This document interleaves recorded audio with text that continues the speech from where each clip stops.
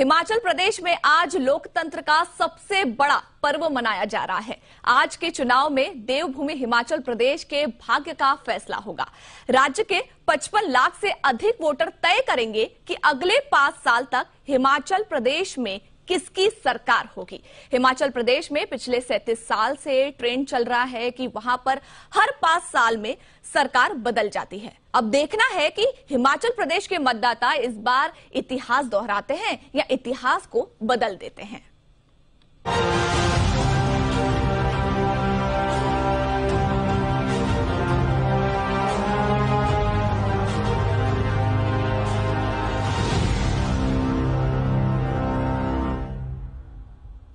तो हिमाचल प्रदेश में मतदान शुरू हो चुका है। हिमाचल की सभी 68 सीटों पर वोटिंग जारी है। मतदान सुबह 8 बजे से शुरू हो चुका है, शाम 5 बजे तक ये चलेगा। आप तस्वीरों के जरिए देख सकते हैं कि ठंड के बावजूद हिमाचल में वोटर्स का जोश जो है वो हाई नजर आ रहा है। तो इस बार जहां कांग्रेस सत्ता में वापसी की राह देख रही है, तो वहीं बीजेपी अपनी सत्ता बचाए रखने की कोशिश कर रही है।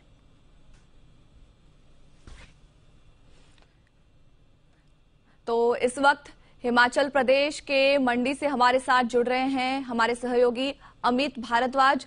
अमित, हिमाचल प्रदेश में 68 सीटों पर जो वोटिंग है वो जारी है, हम देख रहे हैं।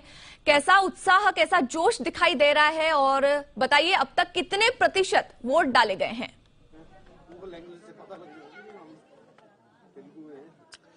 देखिए, अभी आंकड़े आ रहे हैं। अब मैं जिस हॉट सीट पे हूं, यहाँ ठाकुर जयराम खड़े हुए हैं, उन्हीं का एक पोलिंग स्टेशन है, और मेरे साथ 2 रिएक्शन आपको मिलेंगे। एक गोवर्धन जी हैं जो इस इलाके की 56 जो पंचायतें हैं उस सबको घूम चुके हैं, और दूसरे पूर्व सैनिक हैं मेरे साथ, प्रताप जी, उनका भी रिएक्शन लूंगा। पहले गोवर्धन जी के पास चलते हैं।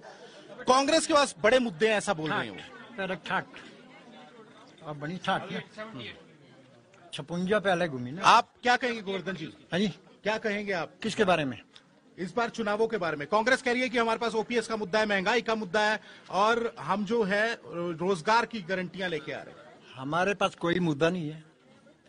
जब से हमारे ठाकर साहब सराज विधानसभा क्षेत्र में आए हैं, तब से जो हम ठाकर साहब के साथ जुड़े हुए हैं, और हमारा जो सराज था वो इतना बिखरा हुआ था, तो अगर एक गांव को जाना हो तो 4 किलोमीटर घूम के जाना पड़ता था।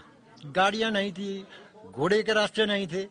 तो अब जब ठाकुर जयराम जी मुख्यमंत्री बने, तो मुख्यमंत्री बनने के बाद जो 2 साल जो रहे हमारे, जो कोरोना कार्यकाल में रहे, उसमें हमारे विकास नहीं हो पाया। जो 3 साल में विकास किया वो कांग्रेस सरकार ने 60 साल में नहीं किया। क्यों? क्योंकि कांग्रेस सरकार के टाइम जो हम बहुत पिछड़े थे, भला ही 60 साल राज किया, पर हमारा विकास नहीं हुआ। जब जयराम जी मुख्यमंत्री बने, चलो 2.5 साल तो छोड़ो, अब जो 2.5 साल में इतना विकास हुआ, बड़े बड़े गांव में हर पंचायतें सड़कों से जुड़ी, गांव सड़कों से जुड़ी, बिजली पानी सब कुछ है। यहाँ कोई भी विकास का मुद्दा नहीं है। चलिए, मैं प्रताप जी से भी जुड़ता हूँ। आप पूर्व सैनिक हैं, क्या बोलेंगे? मैं तो यही बोलूंगा, जो आज भारतीय जनता पार्टी ने जो काम किए हैं देश और प्रदेश में, वो उनका मिसाल, कुछ बहुत तगड़े काम किए हैं। देश में मोदी जी, उनके नाम पर भी लोगों का वोट पड़ रहा है। जो ठाकरे साहब ने जो विकास के नाम विकास किया, उसके नाम पर तो वोट पड़ ही रहा है। तो मुझे लगता है कि इस बार तो यहाँ 1 साइडेड ही है। अच्छा, यहाँ पर लगता है 1 साइडेड है। मैं आपको एक चीज बता देता हूँ कि ये जो लोअर हिमाचल कहा जाता है, एक अपर हिमाचल, एक लोअर हिमाचल, वैसे तो होना चाहिए ओल्ड हिमाचल और न्यू हिमाचल, क्योंकि 66 में वाईएस परमार जब पहले मुख्यमंत्री बने, और उसके बाद ये जो सारी चीजें विकास की बात होनी थी वो नहीं हुई, जैसा कि गोवर्धन जी ने भी बताया। मैं आपको बता दूं कि सबसे ज्यादा सीटें जो है मंडी कांगड़ा में है, और हमीरपुर में 5 सीटें हैं, मंडी में 10 सीटें हैं, कांगड़ा में जो है वो 15 सीटें हैं। तो सरकार यहीं से बनती है। हालांकि भाजपा ने मौका दिया है यहाँ के प्रतिनिधित्व को। यहाँ मंडी से अब मुख्यमंत्री हैं, इससे पहले हमीरपुर से प्रेम कुमार धूमल रहे हैं, उससे पहले कांगड़ा से शांता कुमार रहे हैं, लेकिन जब हमारी बात हो रही थी कुछ विधायकों से कांग्रेस के, वो कह रहे थे कि कांगड़ा को प्रतिनिधित्व जो है वो नहीं दिया गया। हालांकि वो दावे करते हैं कि वीरभद्र जो है वो उन्होंने काफी यहां पर जो है वो विंटर के लिए राजधानी बना दी, विकास किया, लेकिन उन्होंने मौका नहीं दिया। जीएस बाली जो थे बड़ा चेहरा थे, जीएस बाली ने बहुत तरीके से लोगों से जुड़ के काम किया, लेकिन उनके सुपुत्र इस बार खड़े हैं, उनसे हमारी बात हुई तो हमने बोला कि कुछ राजनीति उनके लिए हुई है, तो उन्होंने कहा इस बात को कि राजनीति देखिए हर जगह। आपको यहाँ थोड़ा सा रोकती हूँ बीच में, क्योंकि जेपी नड्डा इस वक्त बात कर रहे हैं, सीधा चलते हैं। इसके लिए मैं यहाँ के तमाम लोगों को धन्यवाद भी देना चाहता हूँ, क्योंकि मैं लाइन में लग करके कर रहा था, लेकिन सभी ने कहा नहीं आप पहले कर लें, लेकिन फिर भी वो मतों का मुझे प्रयोग करने का यहाँ सौभाग्य मिला है और मैंने अपने मत का प्रयोग परिवार के साथ यहाँ पर किया है। जहाँ तक सवाल है चुनाव का, तो मैं सुबह से ही जिस तरीके का वातावरण देख रहा हूँ और यहाँ भी आया तो जो मैंने वातावरण देखा, मुझे लगता है कि एक तरीके का उत्साह लोगों के मन में है और वो उत्साह सही दिशा से सही बात को लेकर के है। आरोप करते हैं अमित का। अमित, हमने देखा कि बीजेपी के राष्ट्रीय अध्यक्ष जेपी नड्डा इस वक्त बात कर रहे थे, उनके घर में चुनाव चल रहे हैं, ऐसा कहें तो गलत नहीं होगा क्योंकि वो खुद हिमाचल प्रदेश से हैं। मैं अगला सवाल आपसे पूछना चाहूंगी कि आपने तो ये बताया कि किस तरीके का जोश चल रहा है वहां पर, नेताओं ने भी अपनी प्रतिक्रिया जो है वो सामने रखी है, लेकिन जो स्थानीय जनता है वो वोट तो दे रही है। किन मुद्दों पर इस वक्त वो वोट डाल रही है, कौन कौन से मुद्दे उन्होंने अपने नजरों के सामने रखे हुए हैं? देखिए, आपको पहले मैं बता दूं कि विमेन पार्टिसिपेशन सबसे ज्यादा है हिमाचल में। और मेरे साथ यहां पर महिलाएं हैं और महिला शक्ति से बात कर लेते हैं। किन मुद्दों के आधार पर आप वोट दे रहे हैं? क्या आपको लगता है कि वो डेवलपमेंट, आप बड़ी खुश लग रही हैं, बात नहीं कर पा रही, इतना खुशी क्या है ये, मतलब क्या लग रहा है आपको?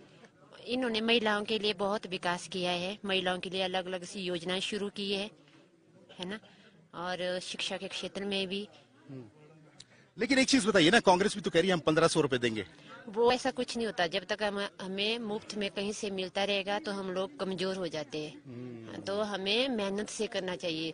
सिर्फ दो ही चीजें फ्री में होनी चाहिए, एक शिक्षा हो गई, एक अस्पताल में जो है मेडिकल और हेल्थ। दो बहुत बड़ी बात की है इन्होंने, बहुत। और मैं बता दूं, महिला बहुत स्ट्रांग है यहाँ की, मैं आपको बता दे रहा हूँ क्योंकि बहुत लंबे समय से कवर कर रहा हूँ मैं यहाँ। क्या नाम है मैम आपका?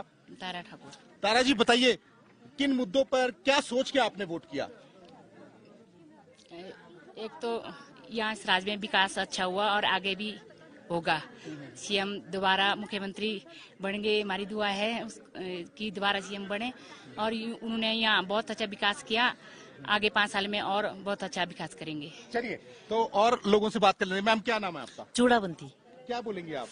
मैं तो सिर्फ इतना बोलना चाह रही हूँ कि जो हम जो है आज जो वोट दे रहे हैं सारे एक मजबूत लोकतंत्र के लिए, और सीएम साहब ने जो है बहुत अच्छा काम किया है। आज से पहले कभी इस राज्य में इस तरह का विकास नहीं देखा है। अब आगे भी हम जो है सीएम साहब को दोबारा से जयराम जी को सीएम देखना चाह रहे हैं, और हमें तो इस बात का बहुत ही गर्व है कि हमारे स्कूल से ही सीएम निकले हुए इधर से मूर्ति मारे।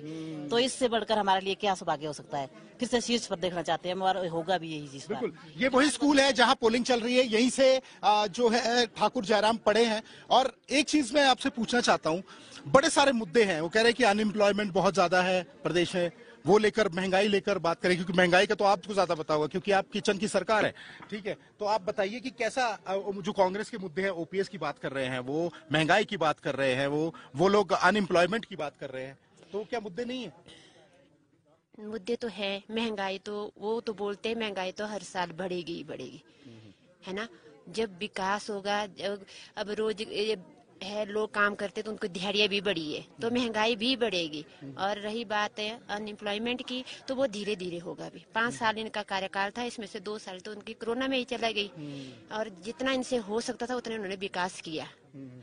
तो आप चाहते हैं कि दोबारा मौका मिले? हाँ जी, हम चाहते हैं कि दोबारा जो है बीजेपी की सरकार बने और इनको पूरा बहुमत मिले। देखिए, मुद्दे तो सुबह तक वोटिंग जो है वो जारी रहेगी और फिर अगले महीने 10 दिसंबर को जो नतीजे आएंगे उसमें हमें पता चलेगा कि हिमाचल में किसकी सरकार आएगी। फिलहाल जो जानकारी आपने हमें दी है उसके लिए शुक्रिया। अपडेट लेते रहेंगे। फिलहाल शुक्रिया।